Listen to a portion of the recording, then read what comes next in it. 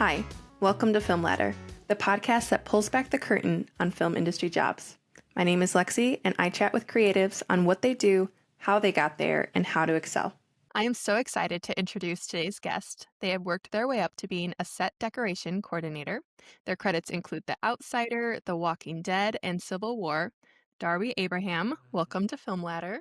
Hi, so happy to be here. Thanks so Happy much, to Lexi. have you. You're Yeah. welcome. All right, let's get right into your job. What is it that you do? I work in set decoration as a coordinator. I kind of called it like a communication hub job for my department. So, like everything that happens for Set Dec, I know about it. I can answer for it. I communicate with my department team. I communicate with our other departments, and I communicate with our vendors. So, if there's a question that I cannot answer, I'm not doing my job as effectively as I could be. That's kind of the short and long of it, I would say. Yeah. I handle the budgets, I handle the vendors, yeah. Wow. And can you describe quick the different jobs in Set Dec, like who you're getting Yeah, all your information from? yeah. So, um, you wouldn't think it, but the production designer is in charge of like the entire art department, including set deck, including props, construction, all of those things. So at the end of the day, we're getting our direction from the production designer, and they're funneling their ideas through the set decorator. The set decorator's job is then to make those reality. Is that rentals? Is that buying something? Is that like coming from their house? Is it something that construction's going to make? Is something paint going to like all of those questions are answered by the set decorator. And then we communicate with those departments. How are we handling that? The set decorator will then give that information to the buyers. Are we like, what are we renting? What are we buying? What can we get? The buyers go around town. They take photos of what's available to rent, what's available to buy. And then the set decorator works with the production designer to figure out what they want. And they kind of like sit down, they go through, this is what we want to get together. This is going to look good in the set. And then we put together the rentals, and then the set dressers will pick those up, or like if there's a larger purchase, they'll go pick that up as well.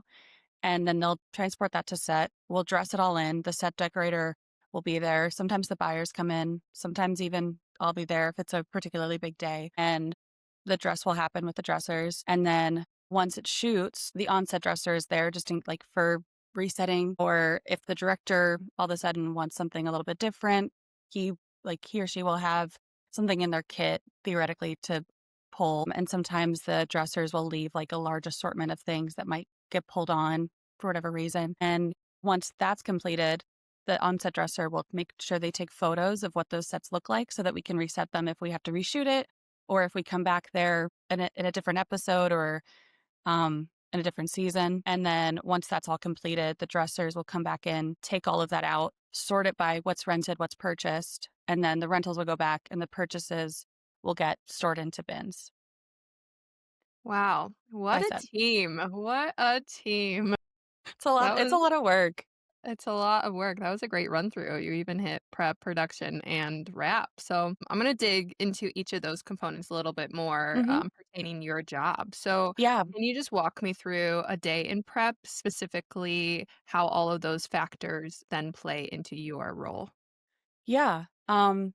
So like I said, I work a lot with the vendors. So frequently, like my job, I'll work with the buyers and we will set up get a piece of paper, and that'll have all the information for the dressers, what we're renting or buying, where it's coming from, who to contact, what their contact information is. And we'll go through and make sure that they have all the information, that everyone knows what day it's getting picked up and returned, or talk to the vendor, make sure that that works for them and that it works with our production schedule. Getting locked in with locations can sometimes be the hardest part with that, because sometimes Mhm. like if we don't have the location, but we do have the time period, but sometimes locations can get kind of wonky, so that date might move. So communicating with the vendors is like a very important part of prep, I would say, being like, this could kind of change, but these are the dates that we're talking about right now, because Are especially, they used to that, or is that kind of yes, hard but to it deal with? can be kind of a nightmare when it's really, really busy. Something that we've had happen before is like a different show will have tagged something. Like you have a what's called a hold tag for set deck, and that'll have like your name, like the set decorator's name, the lead man's name. He's in charge of the dressers.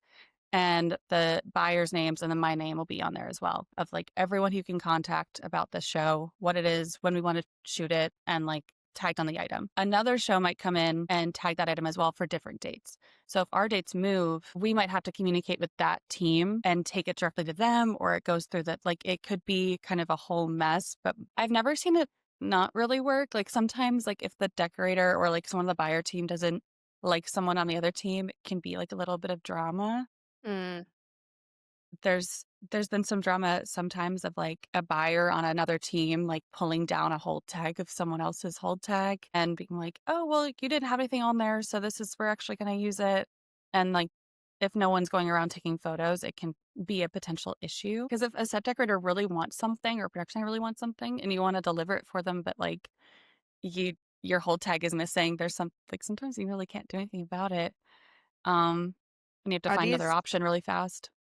Gosh, so these vendors, they're just like warehouses of furniture specifically for shows, Yeah. or do they just Yeah, Okay. there's quite a few here. There are other vendors here that are kind of like more so for real estate that you can rent from, but we prefer to rent from the prop shops just because they're fast, they understand the game, you Gotcha. know? And they're Prop a lot of shops, most of that's them what they're called.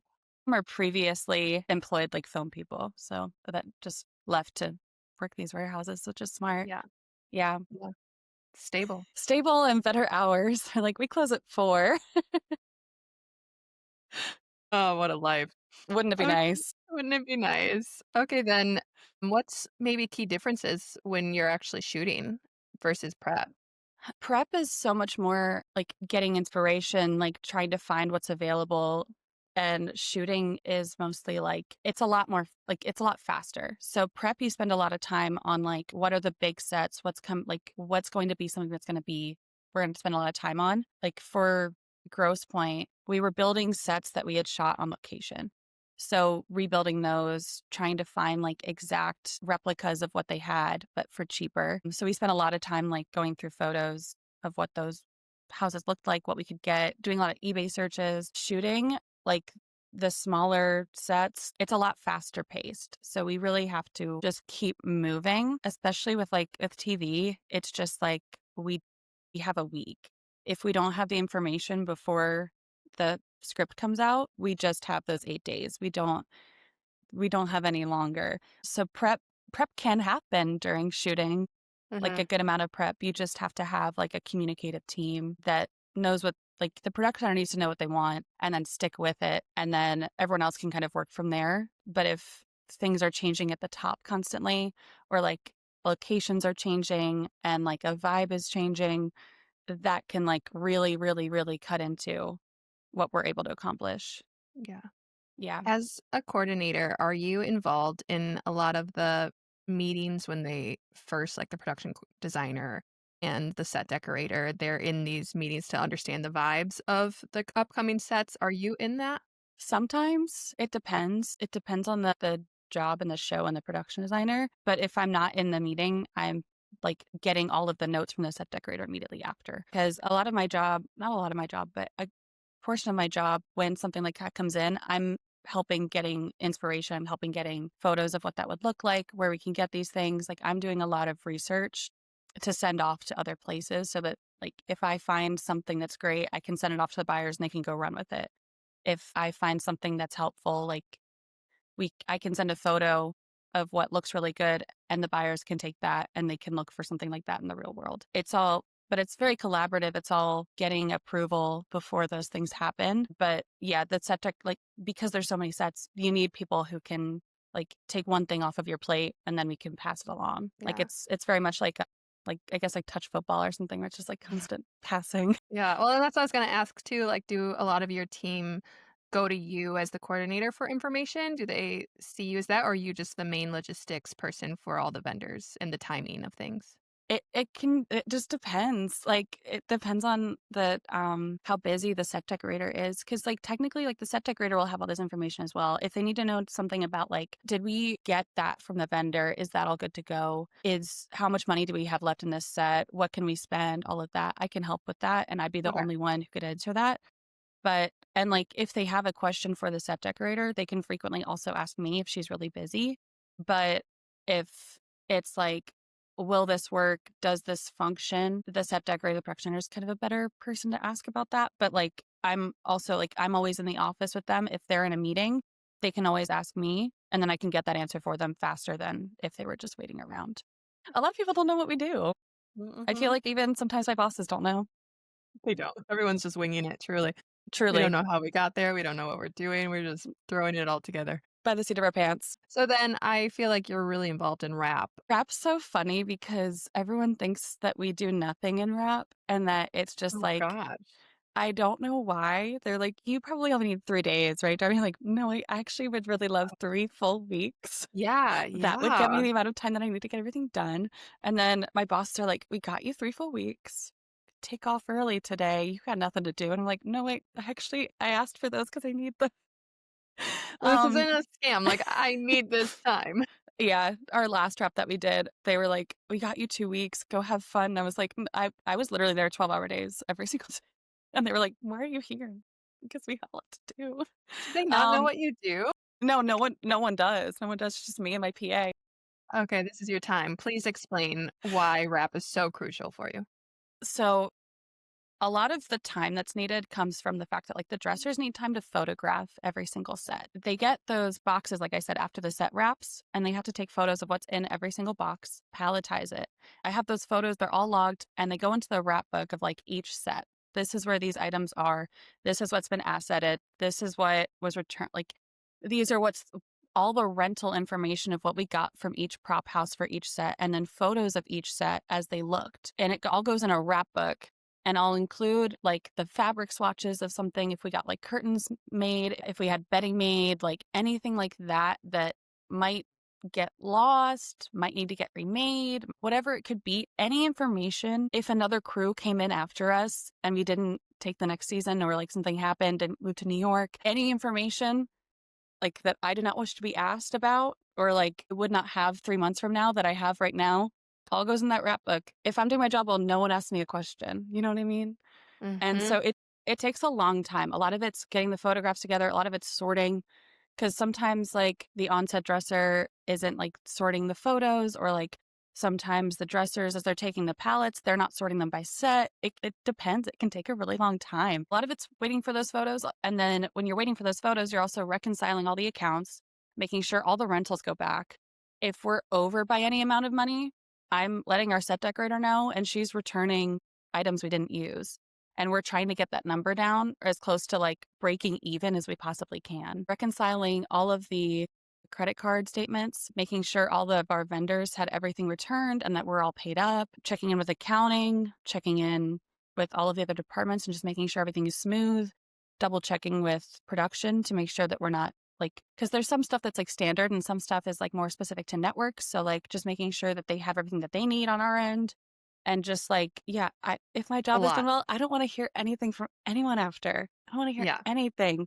yeah. But sometimes that happens. Like, I feel like after every show, someone's contacting me. A lot of it is legal as well, making sure that like everything that was on screen was cleared. I'll get a Mm. lot of emails from the clearance coordinator after a show wraps because sometimes like something will pop up on screen that I don't know about, right? That Oh. wasn't sent to me that maybe a director brought or like the onset dresser had or was just like in the house and they grabbed. Like that can happen. Or sometimes it's something that no one thought about and was probably like clearable, but no one thought to send it to me. That can be something that I have to handle after the fact, where like the clearance coordinator sending me screenshots and I'm reaching out to the set decorator, the buyers, whoever, and going, where was this from again? Do you know Mm. anything about this item? That's a lot of my rep. And it sucks because it's already been shot. Frequently they're clearable and I can figure it out. But Yeah. I think there it's was, important to know if a listener doesn't understand what we're talking about. Just like anything that goes on screen, like if you're watching this, the mhm, photos behind me, the photos behind Darby, it's just like you can't just place anything on screen. It has to go and be cleared by a legal team with whatever network, with whatever studio owns your project. They go through and make sure we can actually shoot it on camera because if we mhm, just put art that we don't own or isn't cleared and we film it, someone who owns that art can sue us. yeah. if need be. So your main job, it sounds like, through Set Dec is the one that gets it cleared and makes Hmm. sure that everything on camera is cleared. Yeah, that's a big portion of my job as well, is dealing with the legal people. Like opening accounts even, we have to include legal in it. A lot of the art, like on NBC actually, they make me send them all of our rental invoices Oh, wow. through legal to make sure that they're all clearable. I guess something must have happened on a recent show of theirs where like something they got sued. I don't know anything about it, but they've been I worked with them. My first show with NBC was right after I guess the clearance coordinator worked on You. And he made me clear absolutely everything through him. It was so much extra work. Oh, And interesting. those clearance forms can be really like a big time suck filling them out. And so he wanted me to clear all of our wallpaper through that form. And I had to write like what scene it was going to be, every single scene it would come up in, Oh, what the wow. context was. Like That's it so was much. it's involved. It's really involved. And like on top of that, having to do the rest of my job, I'm like, is it that serious? I don't know. But there was one scene where someone got like hurt, like a appliance like breaks and like their neck kind of gets attacked. What show? It never got picked up. It was called Oh, Dangerous Moms. Yeah, so this appliance like breaks and it hurts this woman and it's in her house. And I understood the wallpaper in that house, like in the kitchen when the blood splatter gets on that. I understand wanting to clear that wallpaper. In every other set, they wanted to clear the wallpaper.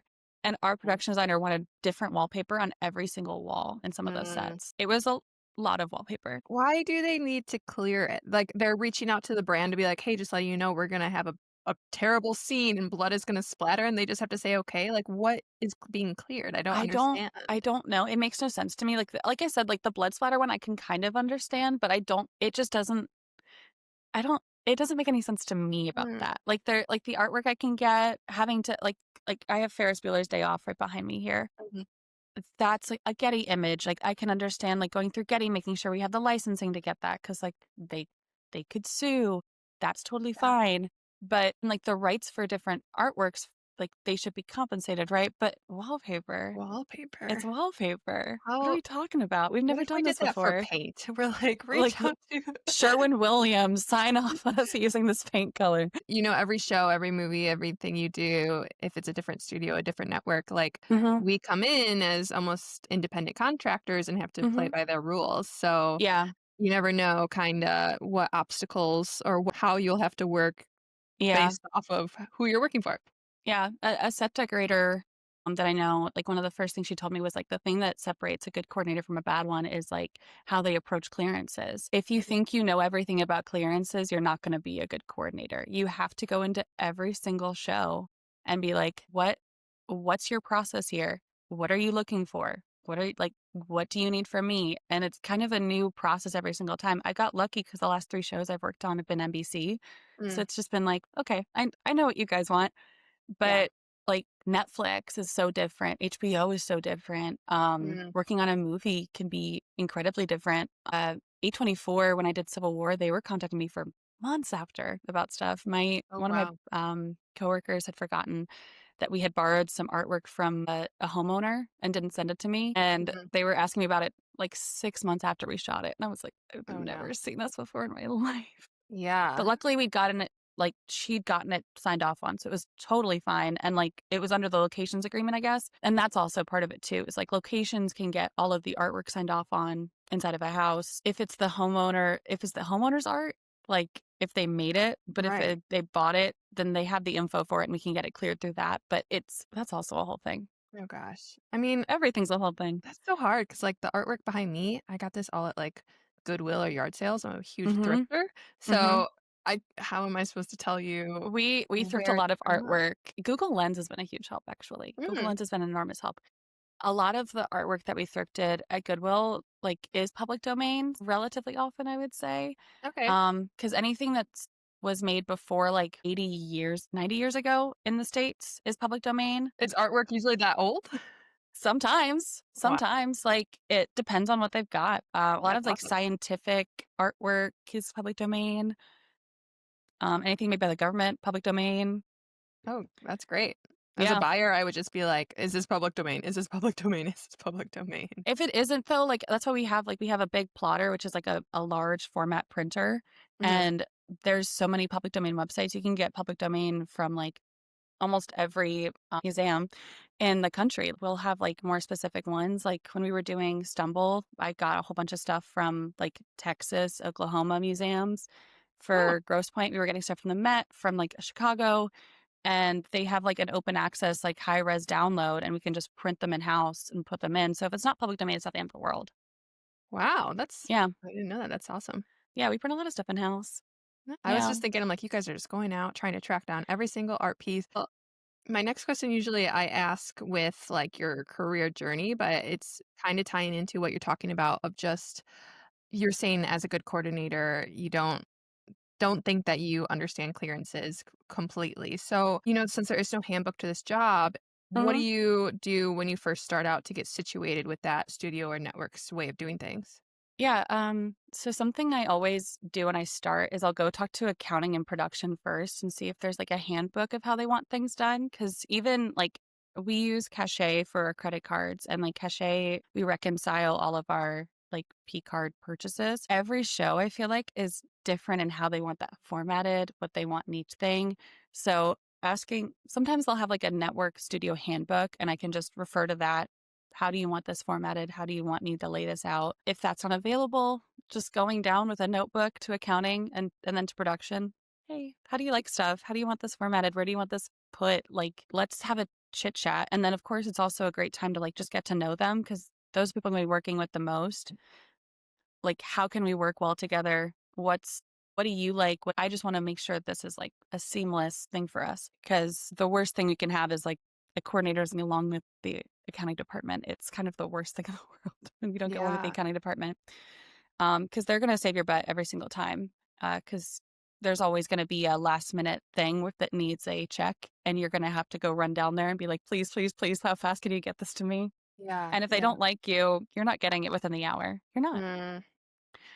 So starting off on a good foot and making sure that they know that you care about like their time as well is always a good place to start. Who in production are you speaking with?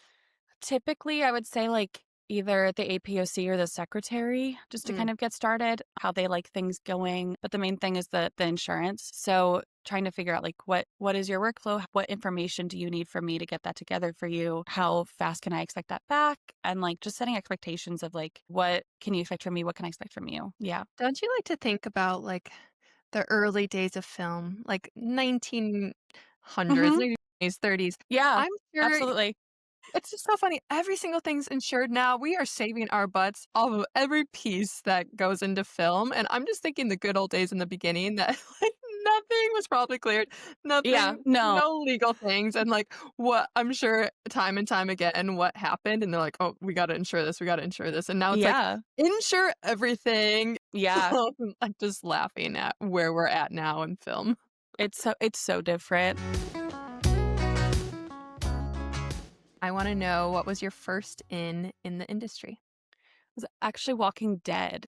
This is, like, such a Mm. weird story. I had been kind of, like, toiling away here for a little bit, just trying to get on whatever and, like, interning on, like, 'Cause you tiny went to indie film shoots. school. You went to film school, right? Yeah. Yeah, I went to, Savannah College of Art and Design for production design, and when I graduated and I moved up here, I had some friends that were working, but, like, no one could really get me on anything, and I was just kind of, like, trying to figure out, like, where I could be.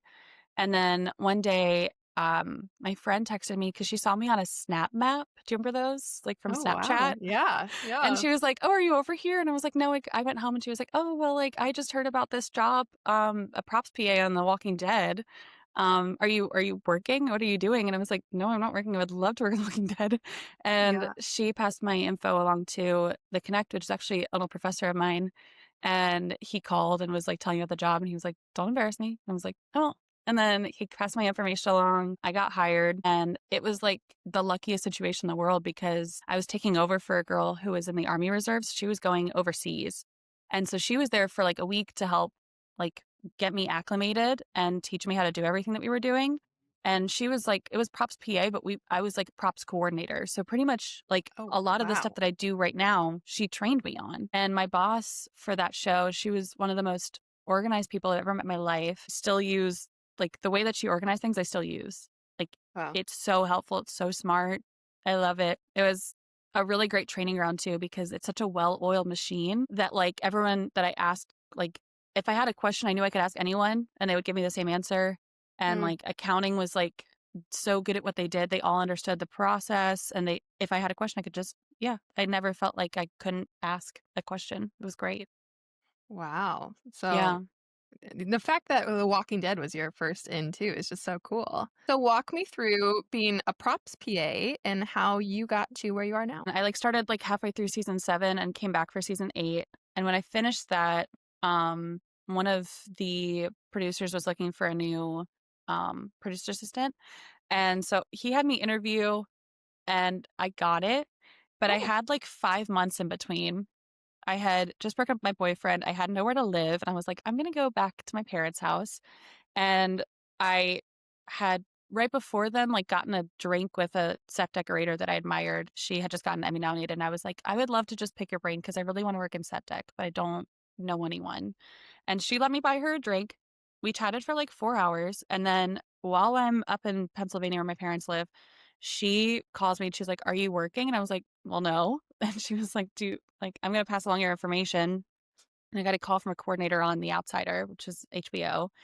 And she was like, We want to talk to you about being an RPA. And I was like, Cool. Like I'll have to leave in March or something for Walking Dead, but I'd love to come in. And she was like, That's totally fine. All good. We need help. And I started over there. I had already joined the union at that point, but I was happy to keep PAing. I did not mind. And I got on there. I was there for like 3 days. And they were like, We're having so much trouble finding a set deck coordinator. We're having so much trouble. And I was like, I had mentioned to my coworker that I was in the union and she was like, You've coordinated before. And I was like, Well, not for set deck. And she was like, You could do it. I'll help you. And they bumped me up and I texted the people over at Walking Dead. I was like, I'm sorry, I'm going to stay on the outsider. yeah. And yeah, it's still to this day the biggest budget we worked on. It was enormous, like well over $1 million for set deck alone. It was huge. Which is unheard of. Oh my gosh. Huge, huge. And it was really rewarding. It taught me a lot. I am not scared of anything anymore. Yeah. That I'm just show shocked kicked my ass.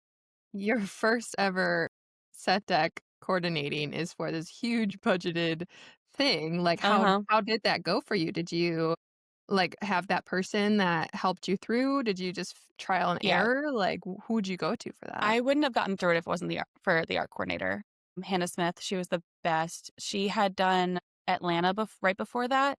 So she had been doing art and set deck. So she knew all the vendors. She gave me her vendor list. She gave me all the information for product placement companies and like how to contact them, like email templates. She like taught me about boundaries. She like any question that I had, she was like so great at explaining. The art directors also were fantastic. The set decorator, I liked her a lot, but she had never worked in TV like before. So that Mm, was also like kind of like the blind leading the blind a little bit there, which was okay. could be an intense thing, but like we kind of got the handle of it. It was a long show and the buyers were fantastic. Like they were really, really helpful. One of them like kind of helped me with the organization of like flow, Hmm. which was nice. Like they all helped me a lot because they knew I was young. They knew I had never done it before. Standing on the shoulders of giants for sure. Yeah. It was nice. It's kind of nice when they know that you're new or you go into it like, I'm here to help out. And so it's Hmm. not like you over delivered, you're not like, I can do it. I can do so much. And they're like, this girl seems like she knows nothing. Like, Yeah. you're like, no, no, guys, this is my first rodeo. Please help me. And they're Please. I'm like, scared. got it. Yes. I'm scared. This is a really big number. I don't know what to do.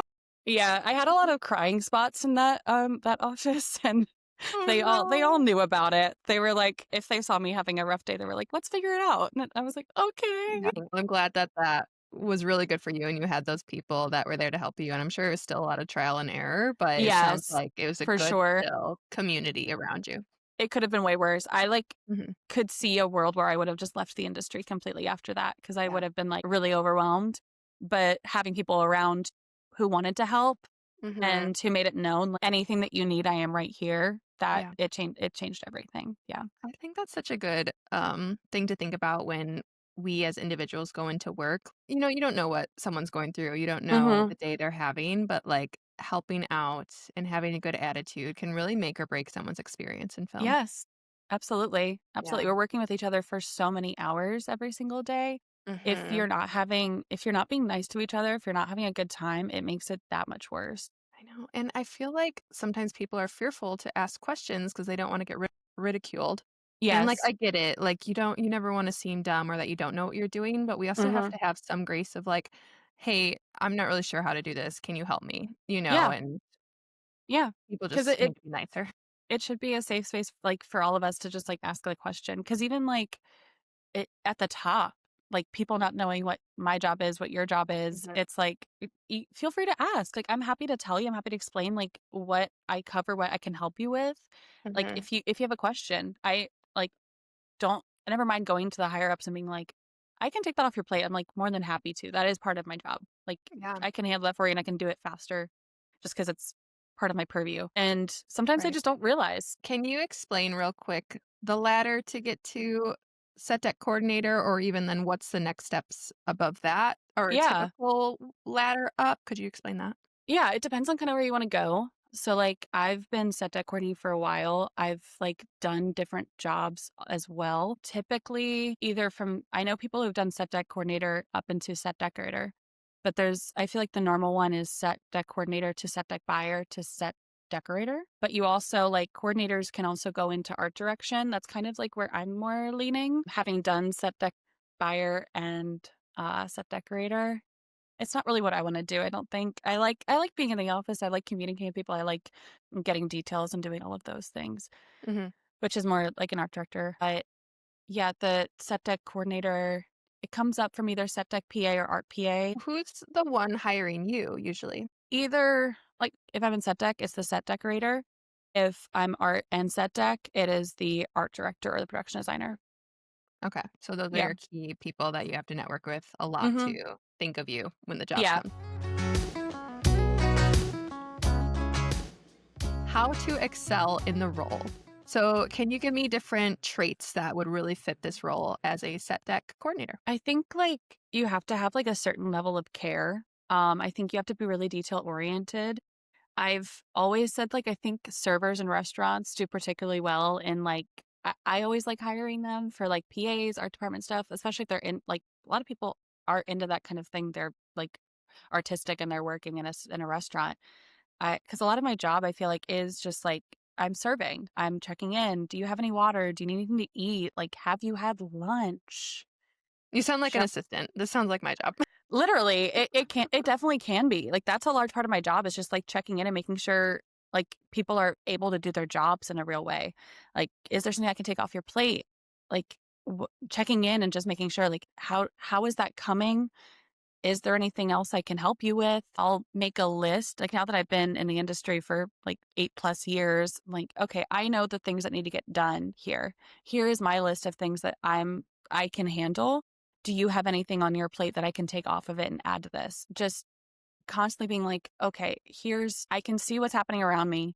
I'm checking in. My boss hasn't eaten. My boss hasn't had any water. Let me just make sure she's got those things. Make sure she knows she's feeling like she's cared for. And this is a safe place. And and that she can trust me. And then we'll go from there. Building up trust, making sure people know that they're like cared for, especially again, it's long hours. It's really, really, really long hours. We have to take care of ourselves. We have to take care of our bodies. And sometimes like the people above us just don't have the time and the wherewithal. Like Yeah. you really have to get in the mind of, like, a server, basically, Mm, that you is know? so good. I highly recommend any job in film to work as a server in a restaurant, and you will gain so many skills. Agreed, agreed. I think it was one of the best things I did before joining the film industry, you Yep. know? Yeah. Mhm. That's so funny. I just did a solo episode and I said the same thing. I was like, I've nannied before and I've Yeah, served me served too. before, and I Yeah. know how to care for a human, which is so big in this job. Yeah. Yeah. It's huge, and just, like, knowing the markers of, like, "Oh, this person's doing that, they probably need this," you know? Yeah. It's weird, It's right? Like in film, there's this mindset of every man for himself, or like sometimes it can get vicious because we're all just trying to get a job. But the real heart and soul you need in the film industry is how to look and care for others. Yes, I agree. I feel like I do a good job at my job, but if for some reason someone could say something about me and my work ethic, at least they can be like, "But you know what? She was always there with a snack for me when I needed one." Sometimes that's what they remember. You're like, It that was tough. I don't think it was really them, but they were there with a snack. Yeah, that they Yeah. did good.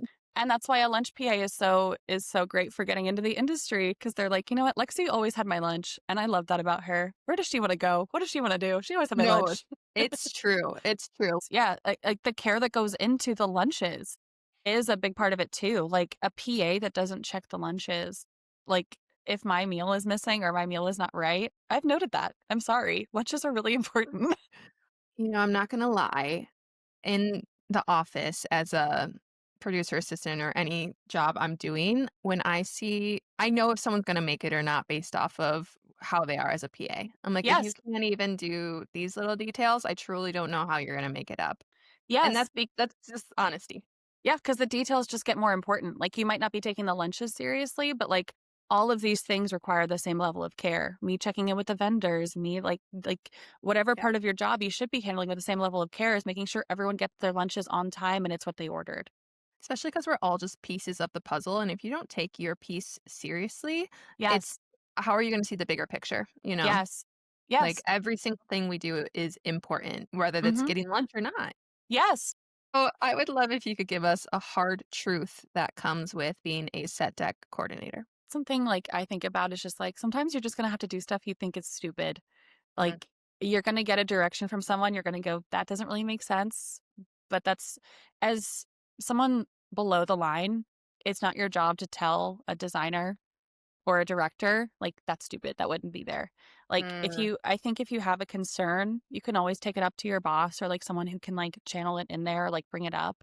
Because like, sometimes I've been like, "Oh, that artwork wouldn't really make sense in that person's house." Like, they just wouldn't have that. And, like, I will bring it up to my boss and I'll say, "Hey, like, I just was thinking delicately," 'cause there are a lot of egos, and you really, as someone below the line, as someone who's not the person making, like, taste making for this show, I'm not making the look, I'm not doing those things. Saying my opinion in a way that is rude is not going to get me anywhere, and it is certainly not gonna keep me on the show. I think it's gonna be a problem, and I wanna bring it up, do it delicately, or just do what they ask you to. Because sometimes they have more lived experience than you, or they know something different than you, or, like, it's a just an ask from the director, and there's nothing any of you can do. mhm, Keep your head down, be respectful of people who are above you. Even if it sounds dumb, like, no one likes the person that's, like, yelling about how dumb something is mm, in front of their boss. Like, it's not respectful. You're not the one who's making the look. You're not the one who's gonna be credited with the look. If they really, really want something, just do it. It's gonna be okay. We're yeah, not we're not saving lives here. It's not gonna affect someone living or dying. mhm, It's artwork on a wall that will right. be in the background of a scene that you might not even see anyway. No, it's true, especially even as my time as, like, a director assistant. If I'm asked of my Mhm. opinion, I will share it. Otherwise, they don't really care about your opinion, and that's freeing, right? Like, Yeah. I'm like, "They don't care about my opinion. I'm not being paid for this," you know? No, I'm here to no. help you, and if they do ask, I will say it, like you said, delicately or, "That is a good idea, I don't know." Yeah. But they're not going off of your opinion. And No. again, see that as freeing, not Mhm. as a mean thing. Okay, any last piece of advice you have for someone trying to build a film career? I would say something I to get into my position, something I didn't know about, there's, like, art department pages for, like, every city. The Atlanta art department page, I think, is so valuable. Like, there we all go on there and we're like, "I don't know a vendor for this," or, like, "Where would you buy Y?" And everyone can comment and be like, "Oh, try here," or, like, "I sell this," or whatever it is. It's really nice to have a place you can go to when you've exhausted all their resources. I would also say, when I left SCAD, I didn't know what a lot of different positions were. Like, SCAD is such a set design focused program, and I never really wanted to be a set designer. It's a little more technical than I like. I'm not like a math person, Mhm, and I didn't know what people's jobs were. Like, I didn't know what a I'd never heard of a set deck coordinator. I didn't even know what a coordinator was. So, like, it never would have occurred to me to look on the union website and look up art coordinators, set deck coordinators, like, that never would have occurred to me. And I get a lot of emails now that that's my job from people who are, like, wanting to PA and jump into the industry. I always save those emails. I always save those resumes, like, because if you are a good coordinator, you are training your PA to move up. So there's always a new need for a PA to come in. And Mm, it's always good to have someone, especially because, like, again, like a coordinator's like, there's a lot of us. And if someone's looking, it's nice to have like a group of people you can send and be like, this one looked great. I haven't worked with them before, but like, it's a good resume or whatever it is. Or I've worked with this person before. I love them. They're not working right now.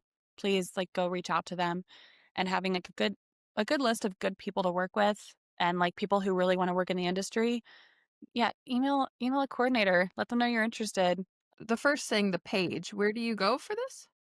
The art department Facebook, it's just a Atlanta art department on Facebook, and it's like a members only thing, but you can just join in. You get a lot more information from that page, like of what people's jobs are and like what people are looking for.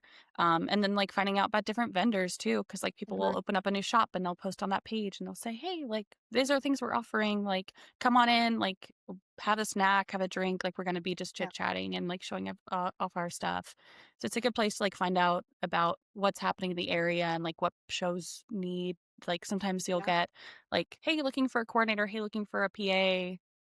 It's a good place for that for all the local people. And then the Yeah. second thing you said that was through the SCAD website you could find out? No, Oh, the sorry, the union website. okay. So 479 has like a union directory, and you just go on there and it has like everyone's like phone number and email address, and you just yeah email them your resume, say like, hey, I really want to join the film industry, whatever Yeah. your backstory is. And, you know, Oh, that's if you hear awesome. anything, let me know. Do you have a memorable on-set story that captures the reality of your job? One of my favorites is on Civil War. We had this like car wash scene towards the beginning of the movie, and like it had to look like it wasn't like a currently running car wash. Like it was like a really old, decrepit kind of like car wash. So we found this guy who would sell us like an old car wash we could kind of like age and whatever. It was going to be really expensive. He's not responding to us. Oh, no. We talked to him, like sorted through everything. I'd sent him some paperwork. He's not responding.